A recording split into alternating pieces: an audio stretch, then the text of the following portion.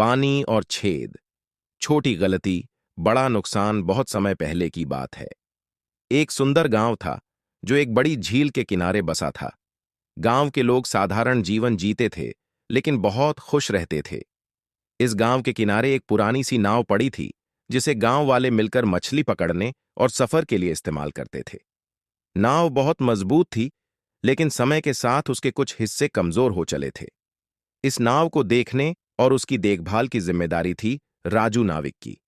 राजू बहुत अनुभवी और समझदार था, लेकिन पिछले कुछ समय से वह थोड़ा लापरवाह और जल्दी में रहने लगा था।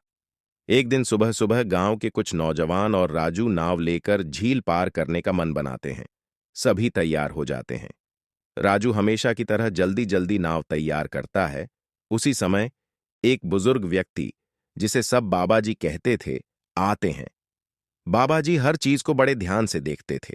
वे कहते हैं, बाबा जी, राजू बेटा, जरा देखो, नाव के नीचे एक जगह से पानी रिस रहा है। लगता है लकड़ी में दरार है।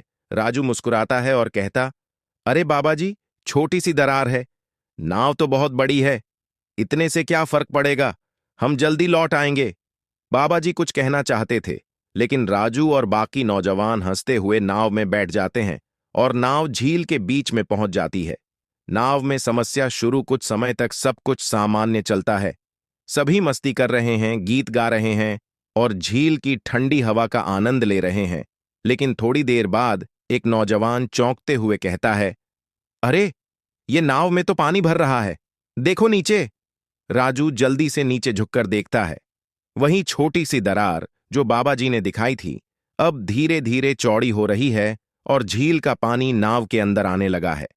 राजू चिंता में पड़ जाता है, लेकिन उसे लगता है, राजू सोचते हुए, अभी ज्यादा नहीं भरा, वापस लौट सकते हैं। समस्या और गहराती है। राजू नाव को किनारे की तरफ मोड़ता है, लेकिन हवा का रुख बदल गया था।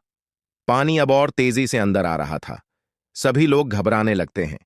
नाव धीरे धीरे भारी हो रही थी। एक नौजवान बाल्टियां लेकर पानी निकालने लगता है। बाकी लोग भी मदद करते हैं, लेकिन दरार से पानी आने की रफ्तार कहीं ज्यादा थी। राजू की पेशानी पर पसीना आ जाता है। उसे बाबा जी की बात याद आती है, छोटा सा छेद भी बड़ा नुकसान कर सकता है। अब स्थिति गंभीर हो जाती है। नाव आधी पानी में डूबने लगी। सभी लोग चिल्लाते हैं, राजू भैया, क्या करें? राजू तेजी से निर्णय लेता है, सब लोग एक तरफ बैठो, नाव को हल्का रखो, जितना पानी बाहर निकाल सकते हो निकालो। पर अब स्थिति उनके बस से बाहर थी। झील के किनारे से गांव वाले दूरबीन से देख रहे थे। बाबा जी भी देख रहे थे और बोले, छोटी गलतियों को कभी छोटा मत समझो। किसी तरह गांव वाले दूसरी नाव लेकर आ जाते हैं। वे सबकी मदद करते हैं और सभी को बचा लिया जाता है। लेकिन वह पुरानी नाव धीरे धीरे पूरी तरह डूब जाती है।